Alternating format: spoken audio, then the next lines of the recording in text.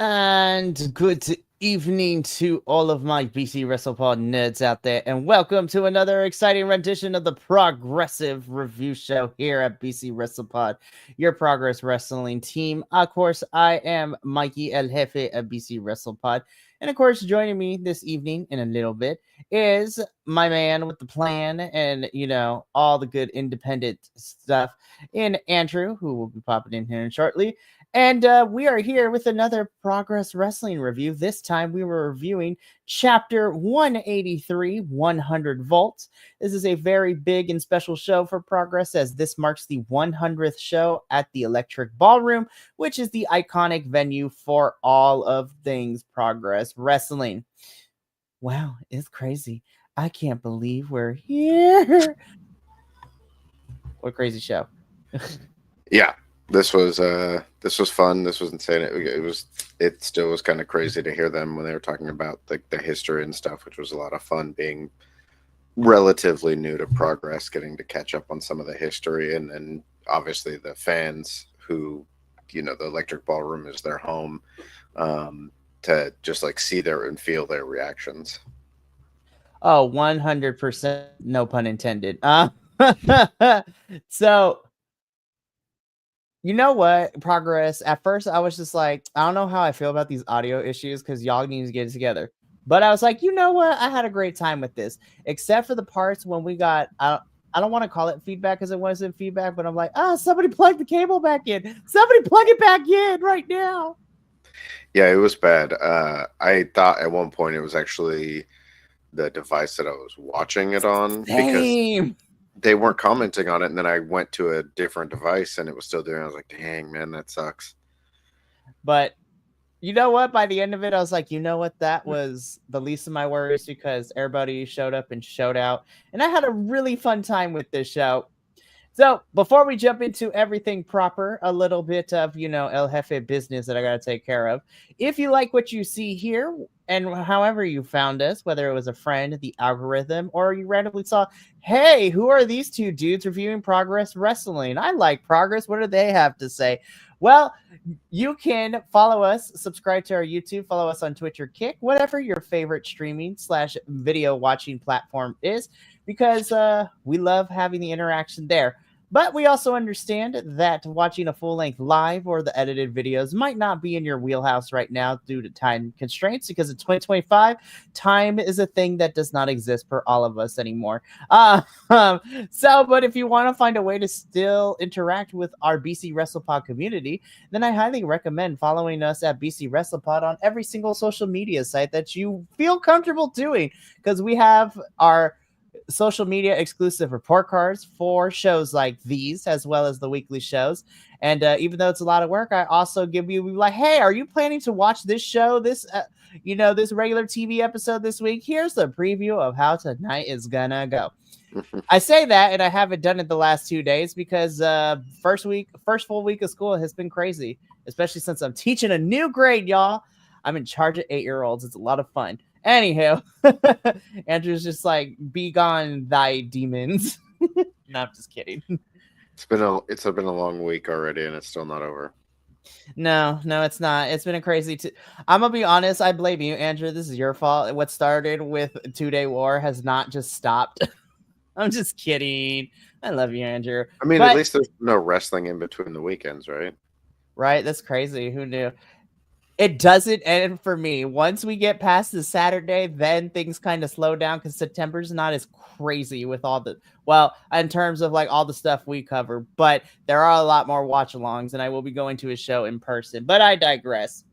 We also have some merchandise available, BC WrestlePod shop.fourthwall.com, where we are counting down the days. There are only 3 days left for our summer collection, and then I will be going away to make room for our pumpkin spice latte themed merch for the fall. I'm just kidding. Also, may not be kidding. Tune in to nice flavored gear for the fall. I'm telling you, man. And then I already have plans because Mariah Carey is thawing out earlier and earlier every single year. Be like, as soon as you hear that jingle. Anyways. But you can find all that in the link in the description below. Now, with that out of the way, let's get into why we're really here to talk about chapter 183, 100 volts. Again, we are not even a year into covering Progress, and the fact that we came in at the right time to be a part of this historic show is nuts, which makes me super excited. So, of course, Mr. Jerry, we love you. Always our MC for these things. So good. So let's just jump straight into the action, because we kick things off with 100 volts with our triple threat for, our Atlas Championship, which saw the champion, Mike DeVecchio, who just recently won this at Stay Humble, taking on, the family of the Money family, Gene Money, and returning from his Japan excursion, and Will Cruz. I had a great time with this match. This was really, really fun. Will Cruz, I have missed you so much. I mean, he's been busy with his Japan excursion, and then also, of course, him and our lovely favorite, Rain Leverkusen, representing the Brits during tryout weekends over SummerSlam, which was great to have. But happy to see Will Cruz here. And we're kind of combining two different things. Yes, this is for the Atlas Championship, but this is also, we were supposed to get Gene versus Will at Stay Humble, but we did not. So now it was for the championship in this triple threat. Every time I see Mike D, man, holy crap, this man just is like amazing. And we're going to talk about him in a little bit, because spoiler alert, Andrew, Mike D is no longer Atlas champion, which is crazy. And what's even crazier is that the winner of this match and new Atlas champion is Gene Money, which I think is setting up, of course, the feud between him and Will, which is going to be fun. Really quickly, though, shout out to Nick, homie to the channel. Hi, Nick. Love you. Anyways, yeah, Andrew, what did you think of our triple threat opening up 100 volts? I was definitely surprised. I did not think that Mike D was going to drop the title this quick. He literally just won it. Although my perspective on him winning it was also skewed, because between him winning it and this, I also got to watch him wrestle in GFW and WXW. So I feel like I've seen him wrestle a lot, but he actually hasn't wrestled in Progress since winning it. So I was very surprised, though I had a feeling like this was going to happen. I thought the scenario was going to be one of two things. It was either going to be what happened, or Gene Money was going to cause Will Cruz to not win too. Like, basically, he was going to do something to cause Will Cruz to lose one way or the other.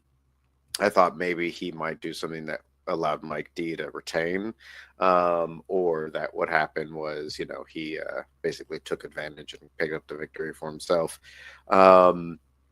Outside of that surprise, I thought the match was really fun. It was good. We got to see some big moments with Will. He keeps looking better and better. I mean, this guy's a future star, I think, for sure. Mike D is phenomenal. He just shows that you can be a powerhouse and fly. I like what we're seeing. So I hope we get to see more of him, even though he dropped the title. And Gene Money, his character might be super irritating, but he's a vet. He does it really well, and I'm interested to see what we're gonna see with him as the champ. If he's gonna face Will Cruz directly, or is he gonna drag this on and kind of use it as another way to manipulate him?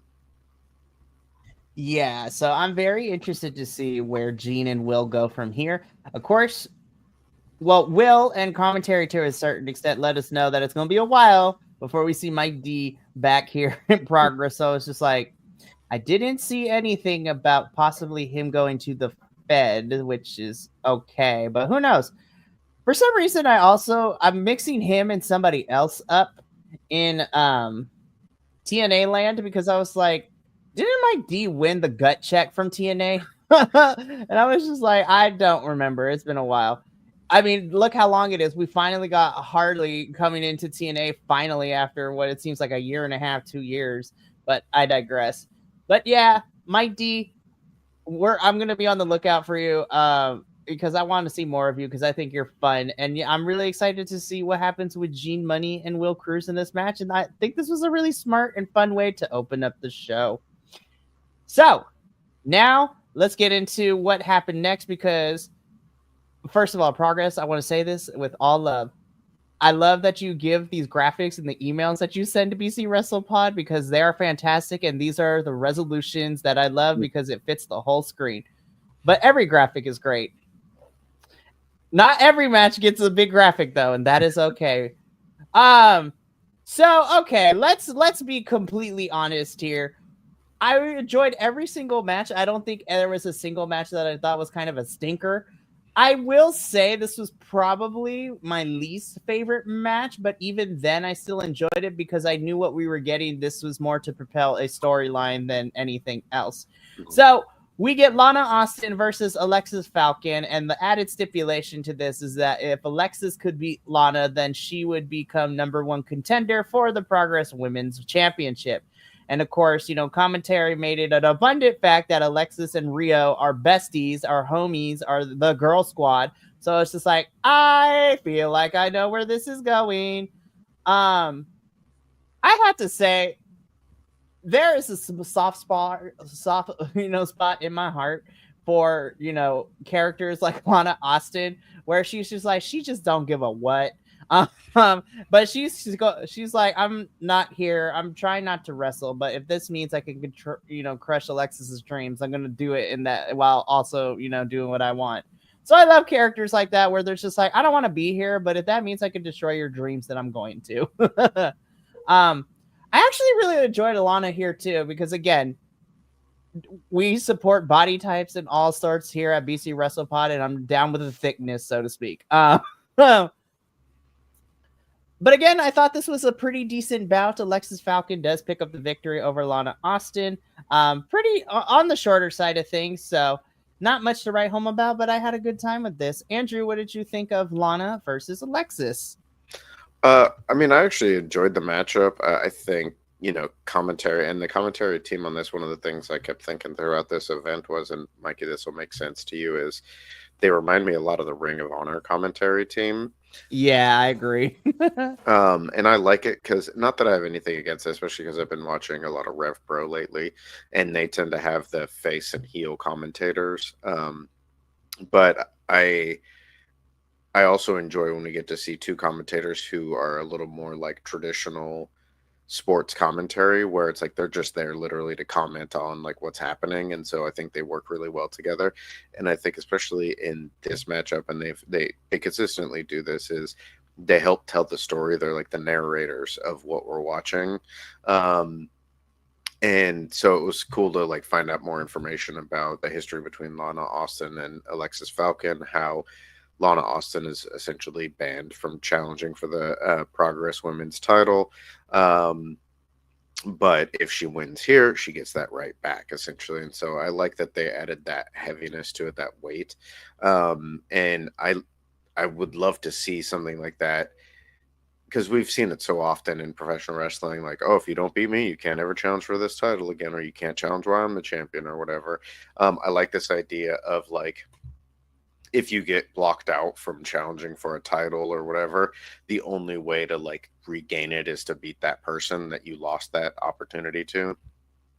But and I do think it's smart story building wise, because as we find out later, we're going to need more challengers to that Progress Women's World title, especially because we have a match coming up where we're likely to lose one of our top contenders. Yep, and we'll get into that. Yeah. So it's cool to like see them build some of that story up, and I enjoy both of these characters and these performers. So I thought it was good. Yeah. Shout out to Alexis too, because she was busy this whole entire last weekend as well, not just here in Progress, but with Rev Pro and all that good stuff too. Yep.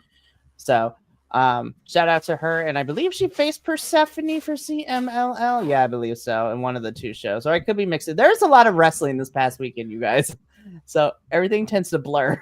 Yeah, there were quite a few carryovers from this show from the big weekend for Rev Pro and their anniversary shows. Also, if y'all haven't, please go out of your way to watch Michael Oku versus Leon Slater at those shows from this past weekend? Because I was just like, these two are like literally the future of the business, like, and they're both under the age of like 25, which is nuts. No, Michael Oku's 30, but still, sorry, they're young. He plays again. He looks like he's younger, but anyways. Yeah. But shout out to Alexis Falcon. She is now our #1 contender to the Progress Women's Championship, which is a lot of fun. And that energy kind of started to build its momentum because it carried us over into one of the matches that made me smile a lot for how ridiculously fun this was. Listen, sometimes wrestling needs to be stupid funny, this is exactly was what it was.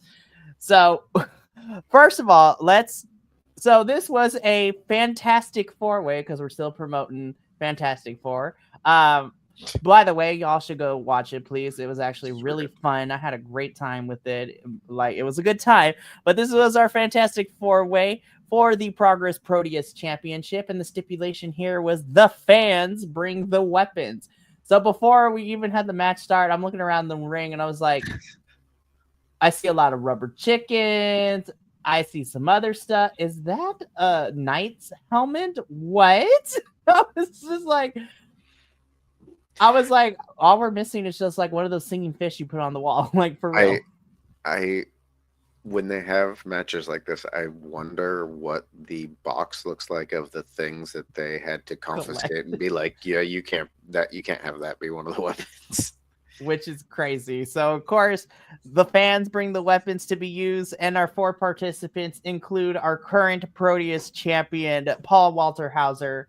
Love him. The internet's darling, the Mr. Ups and Downs himself, and, the bald man, Simon Miller, who I love. Now, I'm not saying that I didn't realize how big Bullet was when he initially returned at Stay Humble, but looking in his ring gear, I'm like, my God, you are a massive mountain of a man. And also, call me. But we have Bullet returning into in-ring action here, as well as the internet and my personal favorite twat, Charles Crowley. God, I love Charles so much. He is fantastic. This was just silly fun. There were so many good moments here. Of course, we have Simon and Paul Walter Hauser taking on Bullet. The moment where Charles Crowley keeps, breaking out of the pin thanks to the balloons kind of lifting up his arm with Bullet. Bullet being the straight man in this match and just be like, I can't believe I have to deal with this crap. Yeah. But also, Bullet, I did not know your vibe, and holy hell, you hit hard. And I love it. Simon Miller also throwing people around. Paul Walter Hauser, I love how much you respect this business because, again, when we have celebrities come into the wrestling world, we usually roll our eyes because we're like, all right, whatever. But again, man's putting in the work. He has wrestled in other promotions, like him and Joey Janela had a street fight at, one of these indie events too. And, say what you will about QT Marshall. This man and, Paul Walter Hauser and QT are going to have a match at Death Before Dishonor tomorrow evening. So that's a lot of fun. Paul Walter Hauser is also heavily involved with Major League Wrestling, MLW. Yeah. This was a silly match. I enjoyed it. Paul Walter Hauser does retain the championship here. This was a blast. Andrew, what did you think of this match?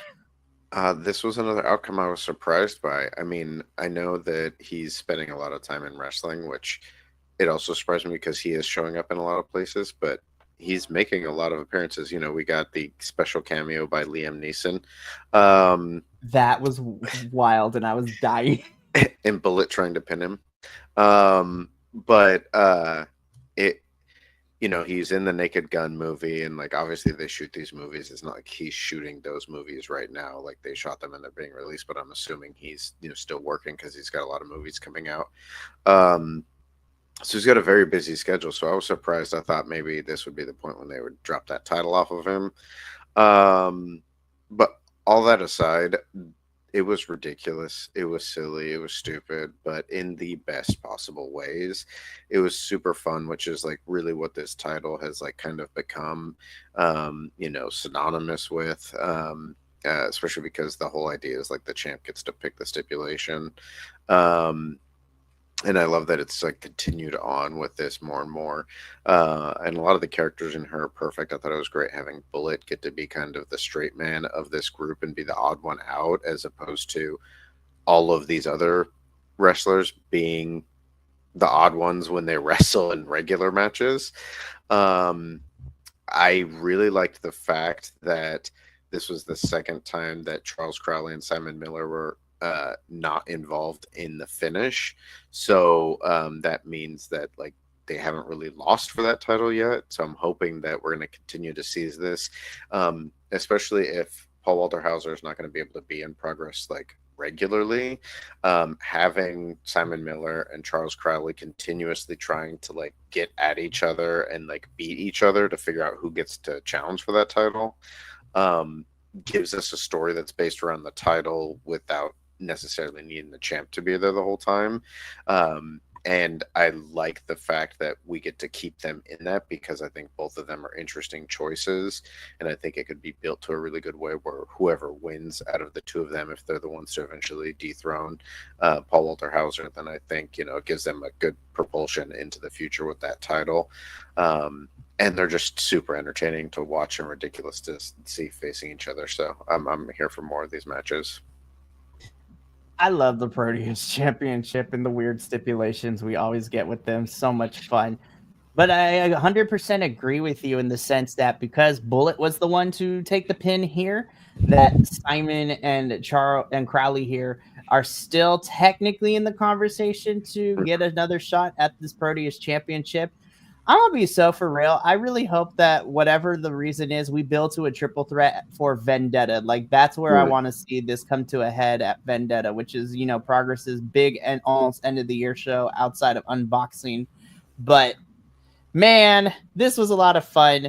And again, like so far, I was just like, okay, we're getting like the energy going. This crowd is great. Like this is a fun show. What's next for us? Yeah. So I had to think about this as much as I really enjoyed the main event because, you know, it's a stipulation. I'm a sicko for stipulation matches. And God, that was a lot of fun. I think just pure wrestling, this is probably this is my favorite match of the entire card. Oh my God. So this was for the Progress Women's World Championship. This was the challenger Kanji taking on the champion and Miss Rio. My God, these two beat the piss out of each other. I was like, oh my goodness. I was just like, damn. I was like, this is what women's wrestling is in 2025, and I am here for it. Yeah, if you haven't seen the Rev Pro shows from this last weekend, you should definitely go watch the trios match with Kanji, Danny Luna, and Mercedes Monet against Cutthroat Collective, which include Alex Windsor and Nina, right? Yeah, Nina Samuels. And so like we're getting to watch, like there was 6 women that were just like kicking ass the entire match. It was awesome. But this match, we just continued that. Yeah, this was awesome to see. Like again, I don't have enough words to eloquently express in the English dictionary of how much this match made me super excited and happy throughout the whole entire time. But again, near falls, we get fighting in the audience. Both like towards the tail end, they keep giving them the stiff like elbow shots, which is crazy. And again, because of how crazy this match was, Rio does end up retaining the championship, but it's because that the ref had to stop continuing to deliver shot after shot after shot to the back of Kanji's neck and head as she was just like sprawled out onto the floor. I'm not saying that Rio turned heel, but like she snapped and it was like, oh God, she scared me. I'm kind of here for it. Well, it was, I mean, this match, I like the way that it was built because Kanji was much more of like the technician, as where Rio was much more of the like brawler style.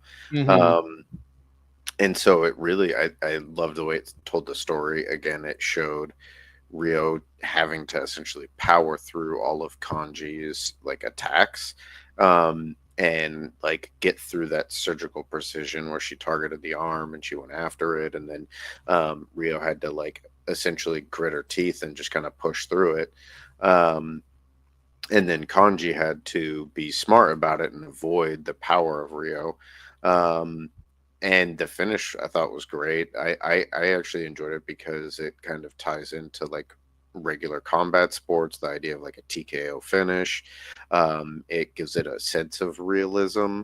And I like the story that it kind of told. And to be fair, depending on what happens with Kanji's next match, she could potentially be like, well, you never pinned me, you didn't submit me, like the ref called the match, like, you know, you should, like, I should get another shot at this. So it still leaves that window open if she ever wanted to like try to say she still deserves a rematch for that shot. But this match continued, like this match and the next two matches after it were just like matches that I was like, these could be matches of the night easily on any day. Honestly, and that's how strong 100 volts was. Mhm. And you know what? From this match onwards, even with, you know, what I call the exhibition match later in our semi-main event with our you know, debut from our Noah star, Yeah. I was like, holy hell, like I could take these matches and I'm like, honestly, I can make an argument for them being match of the night and definitely put a lot of these on probably some of my favorite matches this year too, which is crazy in terms of the internationals, which is hard because a lot of the international shows have made my list this year. Yeah. But again, Rio retains. She is still our Progress Women's World Champion. After the match, Kanji is, of course, you know, understandably upset about the outcome.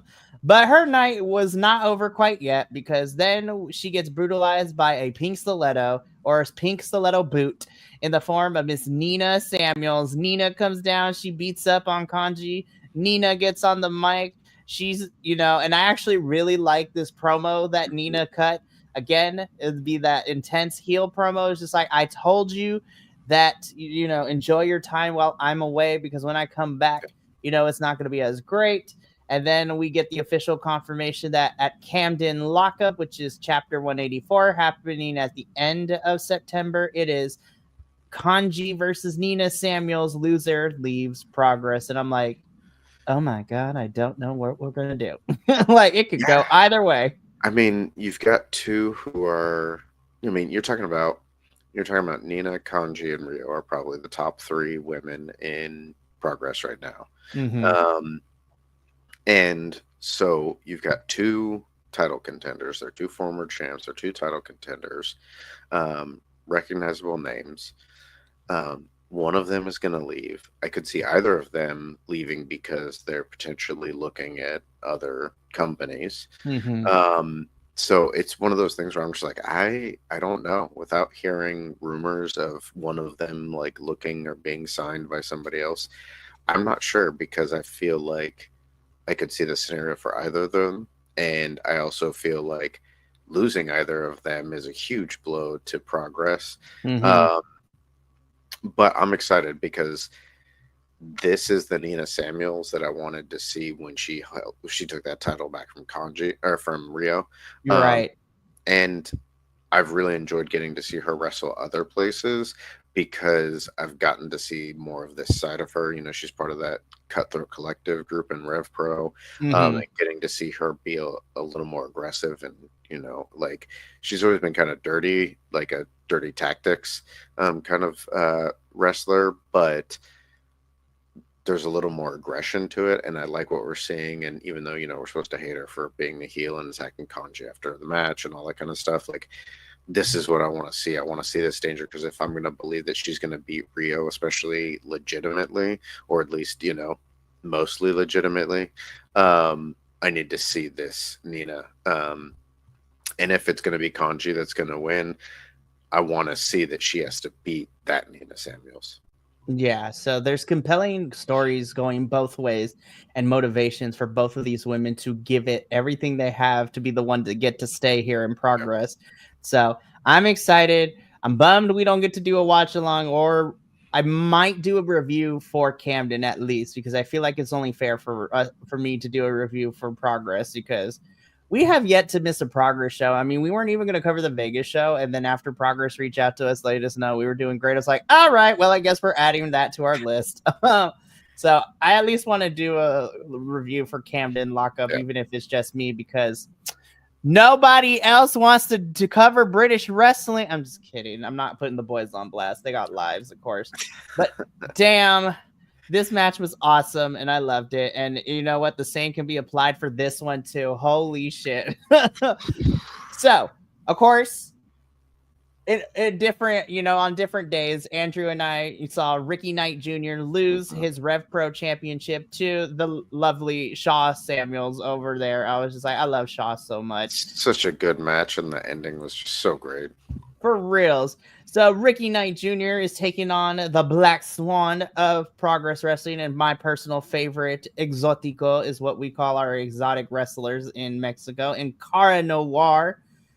This match rolled as well. Like, holy crap. I mean, Cara's always great, but I was like, Ricky, Yeah, I'm gonna keep my eye on you, Ricky. Like, for real. yeah. Like, there was a reason you were champion in Rev Pro recently. He's a Luke Jacobs. He's a Gabe kid. He's got that kind of quality to him. And when I was watching him in the Rev Pro main event, I had to go and check because I was like, wait, is he Soraya's brother? And then I went and I looked and I was like, looking at the family tree, and I was like, wait, she's his aunt? And then I looked up, I was like, dude, this guy is so young. But he's got, obviously he comes from a huge wrestling family, but dang, man, yeah, he's got a career, dude. No, and it definitely showed. And both of these men, like, this was, again, I use this term a lot in CMLL, especially, well, I used it a lot this week also to describe Zack Sabre Jr. Nigel McGuinness's match at Forbidden Door. I was like, I was watching art. I was watching British wrestling at its finest in this one. And I loved every single moment of it. And damn, Cara Noir still can never catch a break because once again, he could not eke out a win. He got close so many times, but ultimately Ricky Knight Jr. picks up the victory. Cara Noir is just beside himself, and he's in the ring. He takes off his knee pad. He wipes off the makeup and is just heads backstage. I was like, we're going to put a pin in that because he makes a reappearance later in the show. So we're going to talk about that moment. But Andrew, in terms of the in-ring, what did we think of Ricky Knight Jr. versus Cara Noir? I mean, I thought it was an excellent fight. Like I said, at this point, this was challenging the women's world title match as match of the night for me.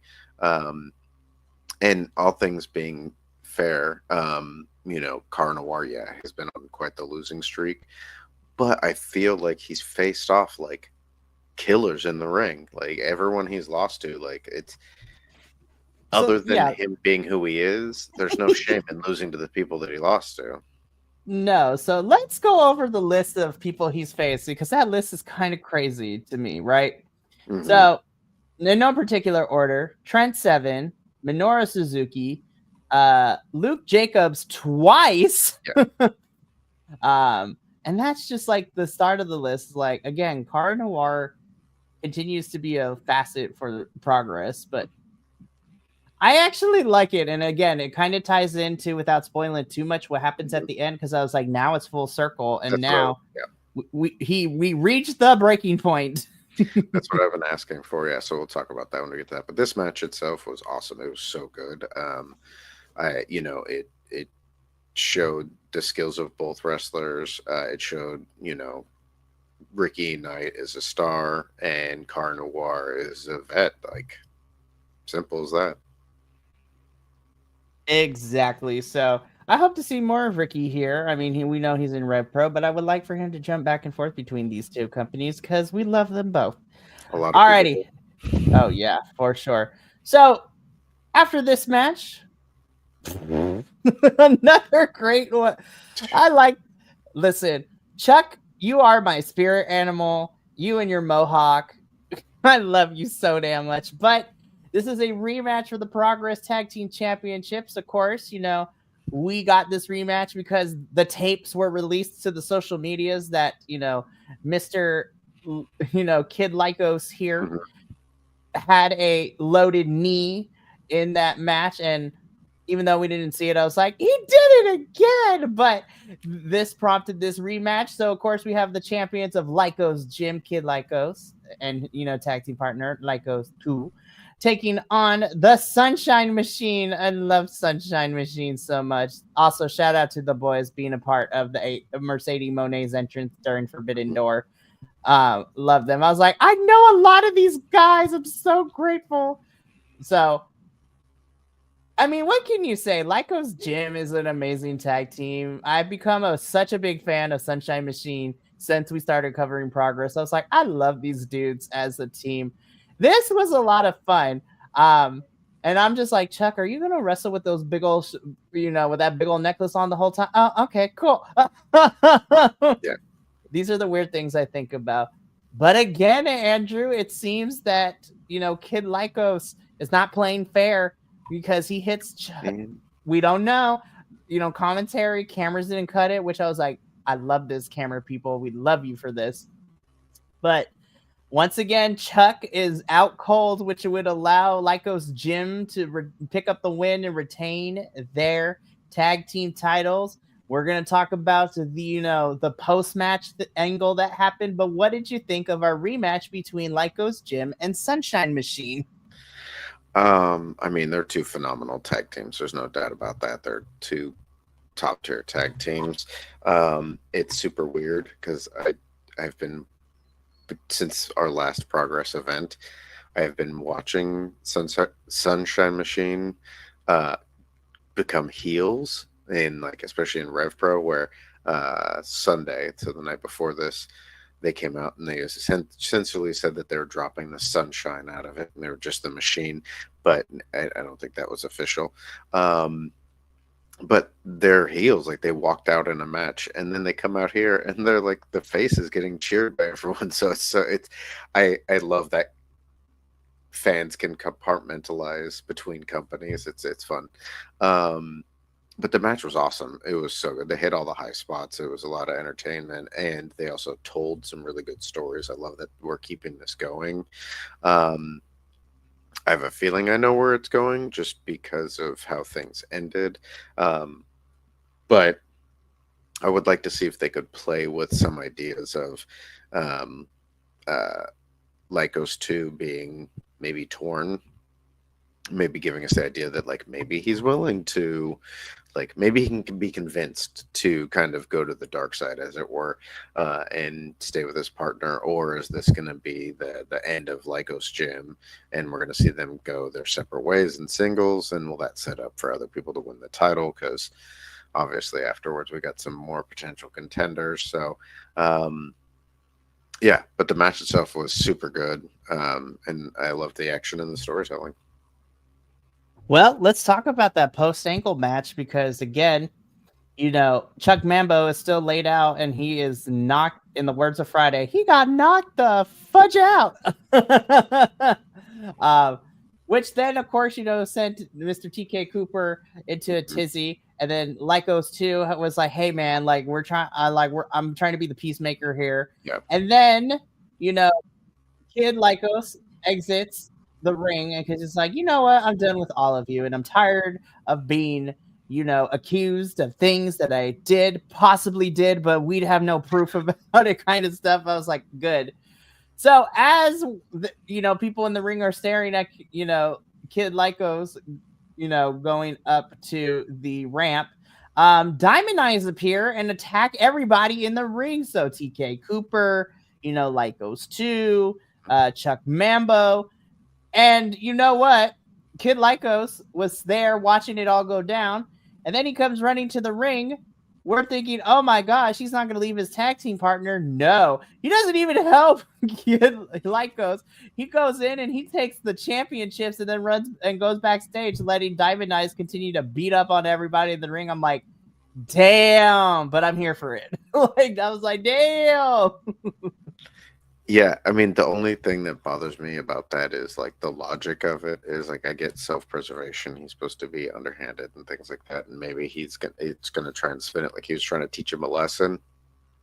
But if you're that worried about losing the titles, so you ran back to get the titles, like you're not going to be able to keep them without your partner. So I might have liked to have seen Lycos 2 get some, get beat up a bit and then him begrudgingly pull him out. Like, I still need you kind of a thing. But I do think it's interesting setting up.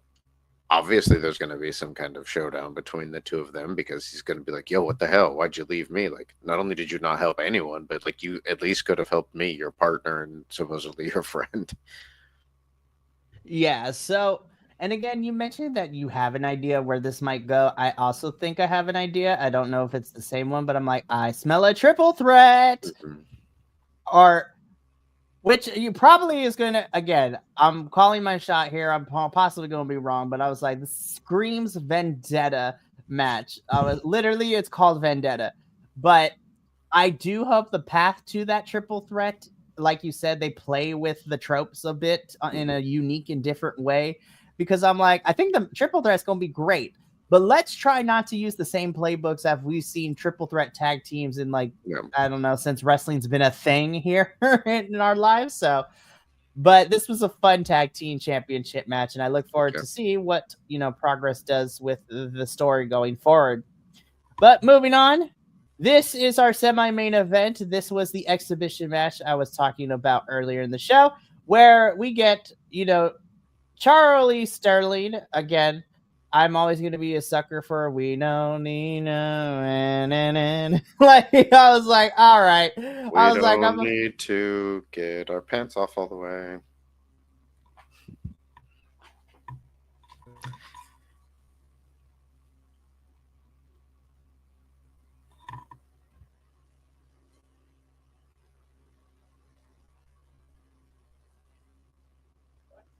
I don't know what happened, but we're gonna try. I was like, oh no, the content striking gods are coming from my internet right now. I was like, no. Anyways, so Sterling coming out in his, new suit, which I'm here for. And he's on, our debuting in Progress, at least on his excursion, as commentary let us know, in wrestling, Pro Wrestling Noah's Owada-san. And he's part of Team 1000X, which is like the big faction in Noah, which is great. I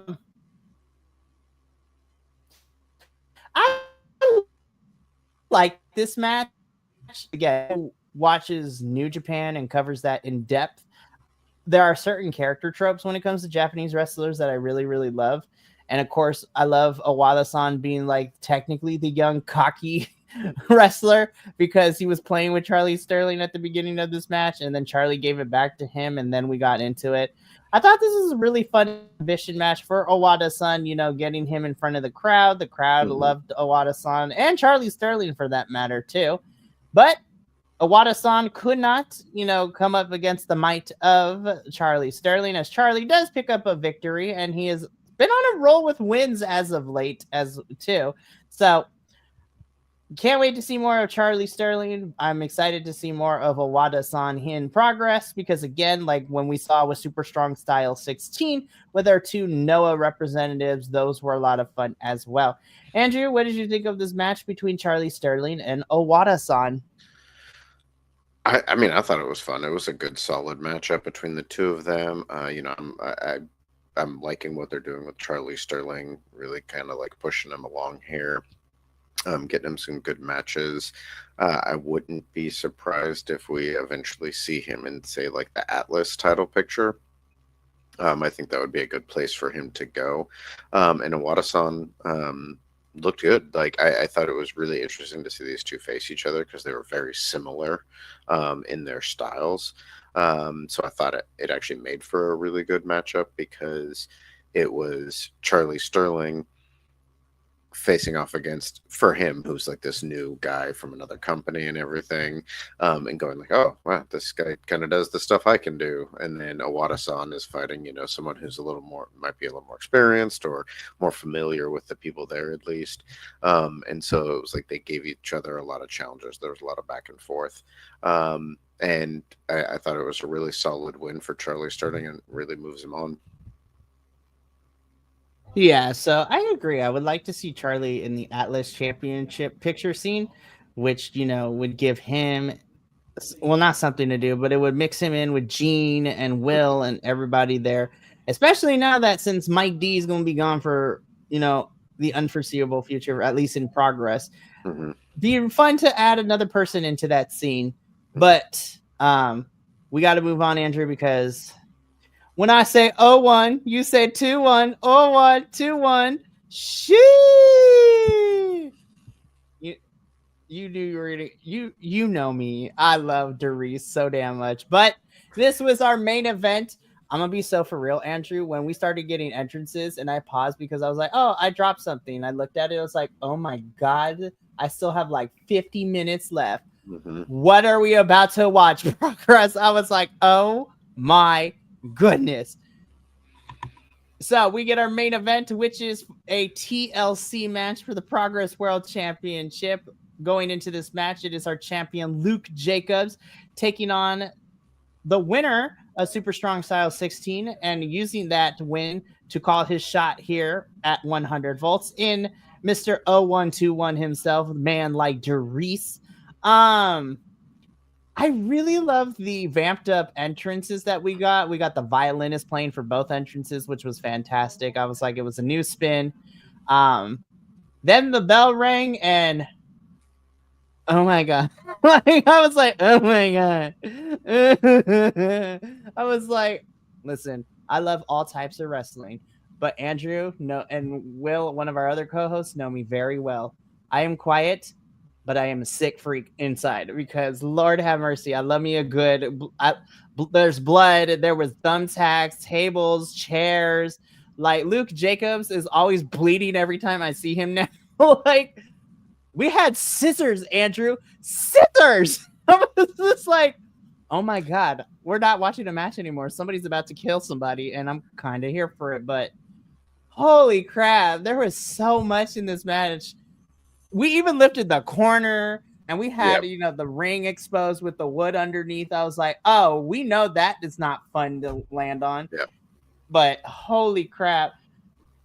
This was like a 40-minute war. And I was just like, everybody was fighting. This was fantastic.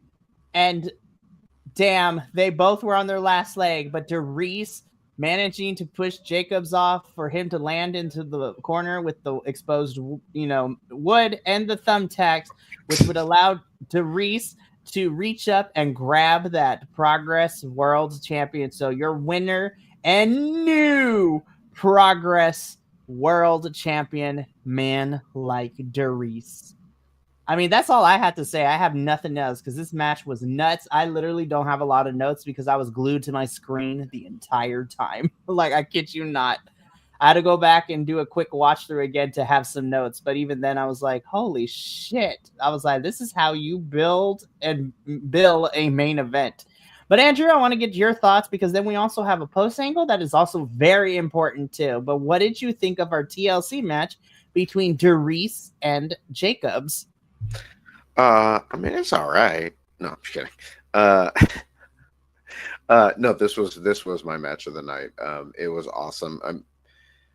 It had everything that I wanted it to, and I've seen quite a few of these matches over the last few weeks between Homecoming, Rev Pro Anniversary, 100 Volts, like, and maybe it's just because this last weekend was such a milestone weekend for so many of the companies that I watch. But this hit, I mean, the in-ring action was phenomenal. It was so much fun. I mean, these two were just like going everywhere, beating the crap out of each other, using all of the props that they got to use for this matchup. Still had the solid wrestling in there that both of them were capable of. It had the storyline. We had Doris, who is lost to Jacobs like every time it's important. Luke Jacobs has been holding this title for so long, and he's been such a dominant champion. And Doris has just got like this momentum behind him. He won this big tournament in Super Strong Style 16.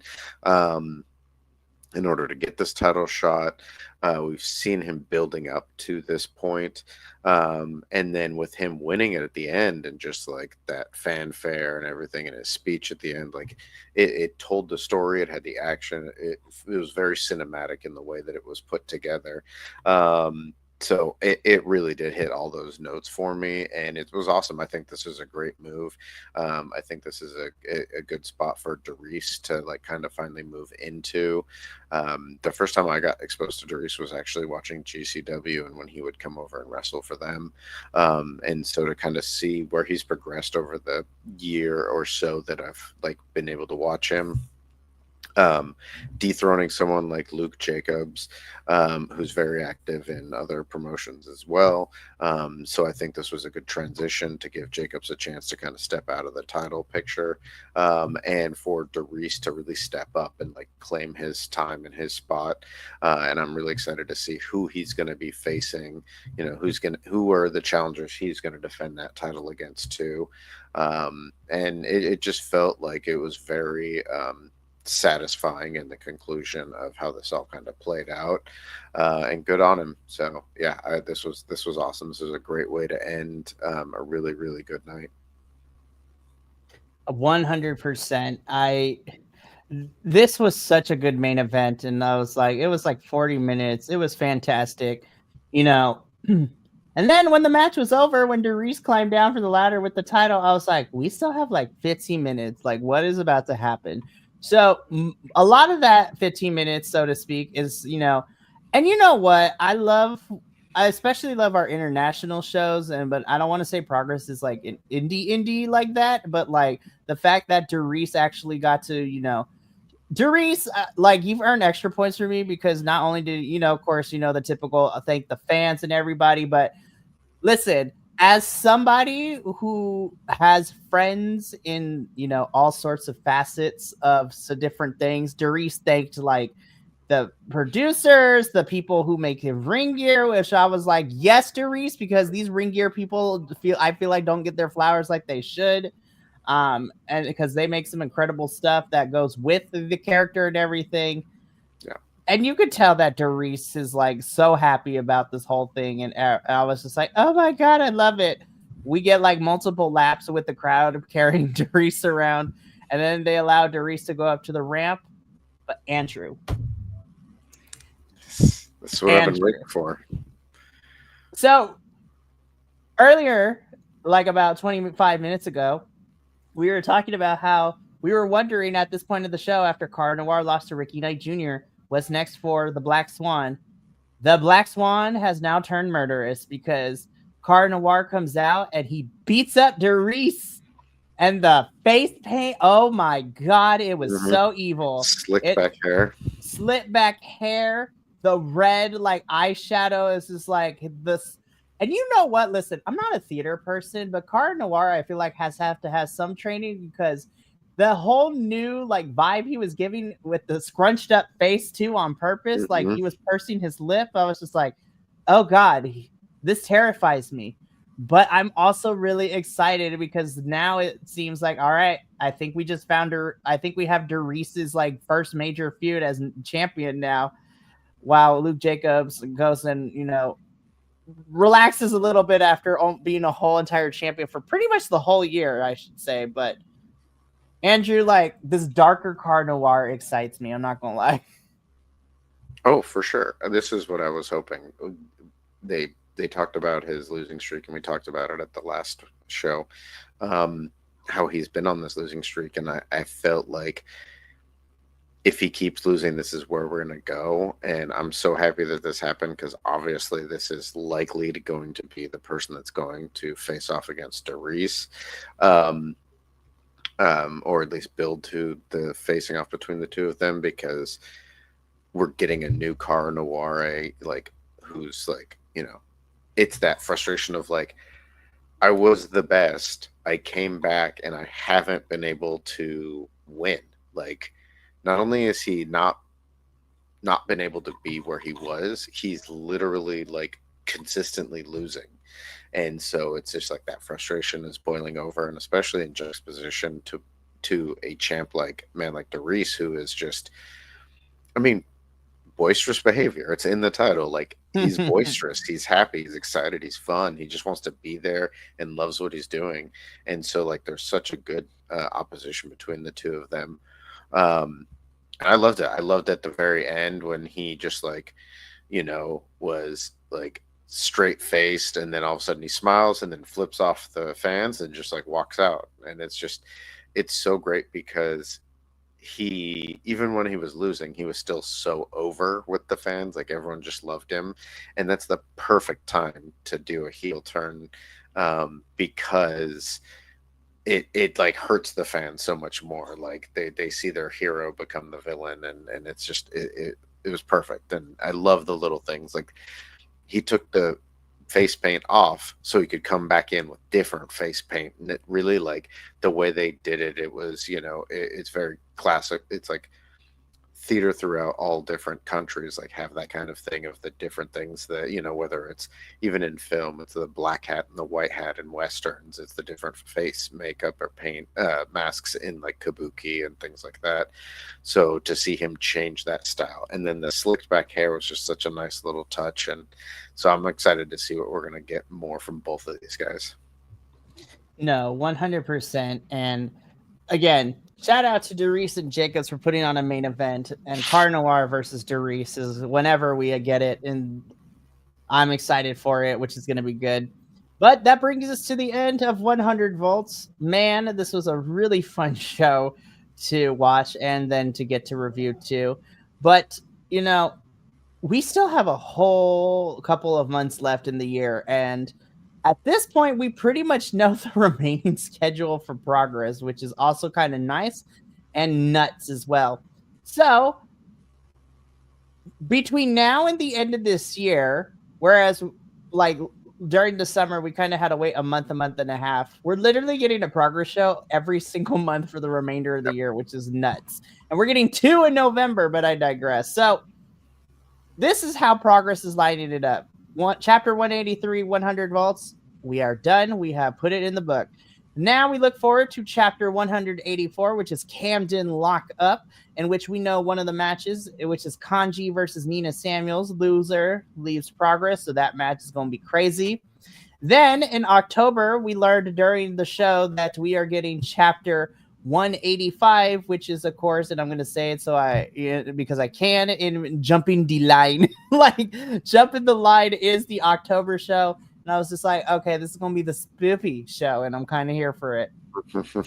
Then we get 2 shows in November. We get kind of like another live show with Noisy Neighbors, chapter 187. No, not 7. I don't know why I'm jumping ahead. On chapter 186. And then, Andrew, it leads into Vendetta 3 at the end of November, which is going to be nuts. So we got Camden Lockup, Jumping the Line, and Noisy Neighbors, and then it's Vendetta. So I'm really excited to get to experience our first Vendetta show from Progress. Yeah, it's going to be crazy. So I'm super excited, but that's going to be it for us here at the Progresses. But before we go, it's been a jam-packed 2 weeks, and I think because of the hustle that we've been putting in the 2 weeks, that's the reason why. I would like to shout out to everybody who's been watching us over the last couple of weeks, because it's pushed us over to the 400 YouTube subscribers threshold, which was nuts. I was like, oh my God, there are 400 people who like these weirdos talking about wrestling. This is crazy. But we're going to do our best to keep it up, and I appreciate, and I wanted to thank everybody who watches and been supporting us for the last 3 years, and to my host for giving their all to. They don't get paid. I wish I could, because they deserve it, but I can't do this without them, and it's partially to them that we've been as successful as we are. But enough of the mushy stuff. Let's get back into the business side of things, because it doesn't end, Andrew. I'm almost at the finish line, because these last 2.5 weeks have been nonstop, but I'm almost done. So we got 2 more things left this week. Tomorrow evening at 7:30 p.m. Pacific, the TNA boys of the Takedown Troop, myself, the 2 Wills, and JT, we will be covering another hopefully fun edition of TNA. We're also going to be talking about, now that we have a new TNA Knockouts World Champion due to the events of Heat Wave this past weekend. So, which, I'm excited for Will to give his commentary on that because we had a really good chat about that during the review. But then we are finally wrapping up a nonstop 3 weeks of action on Saturday morning, as I will be up bright and early and full of wrestling cheer to review Ring of Honor's Death Before Dishonor. Today, we got 2 more matches made for the card because Dustin Rhodes is out having to get double knee surgery. Poor dude. Sammy is going to be pulling double duty as he will be defending the Trios Championships with the Von Erichs against Shane Taylor Promotions. And then Sammy and a mystery partner will be defending the ROH tag titles against the Outrunners. And I'm like, Tony Khan, you coward. Let the Outrunners win. But I don't think so. But I still think it's going to be a fun. Echi Seto and Bandito is going to eat. Like, I'm so excited for that match. I cannot lie. But yeah, that's going to be it for us here at the Progressives. And from myself and Andrew and the rest of the BC WrestlePod family, remember, take care of yourself, love one another, stay Bi-Conic, and more importantly than anything, you always deserve to finish your story. We will catch you tomorrow evening for our TNA review, and then y'all can see me Saturday for ROH. But until those 2 reviews, this is going to be Mikey El Jefe of BC WrestlePod signing us out for the evening. So until next time, sayonara, adios, and peace.